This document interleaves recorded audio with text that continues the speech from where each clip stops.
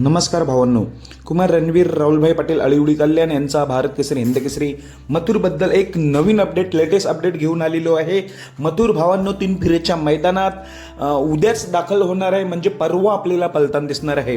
उद्या घाटावर मथुर येतोय. आज मुंबईवरून मला वाटतं किंवा उद्या मुंबईवरून निघणार आहे. उद्या घाटावर दाखल होईल आणि 25 तारखेच्या ओपनच्या सासवड मैदानात आपल्याला 100% मथुर पलताना दिसणार आहे. तुम्हाला चांगलंच माहिती आहे, आज शुभम दादा पाटील जे मथुरचे नियोजन करतात, शुभम दादा पाटील आजच घाटावर रवाना झालेले आहेत आणि आज आपल्याला मथुरच्या धावणीतील सर्जा पलताना दिसला रायबासोबत.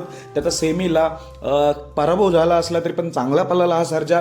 पण सर्जाच्या धावणीतील एक मथुर, त्याचा गुरुच मथुर उद्या आपल्याला घाटावर दिसणार आहे आणि 25 तारखेला मौजे सासवड मैदानात ओपनच्या मैदानात पलताना दिसणार आहे. म्हणजे मला वाटते 10 दिवस मथुर तिकडेच असणार आहे, कारण की 30 तारखेला 5 लाखाचं आदत मैदान आहे, तिकडे देखील मथुर पळणार आहे आणि 25 तारखेला परवा मथुर 3 फेऱ्याच्या मैदानात ओपनच्या पळणार आहे. असं आपल्याला आता 3 फेऱ्याचं मैदान मथुर गाजवताना दिसणार आहे. हीच होती अपडेट. धन्यवाद भावांनो.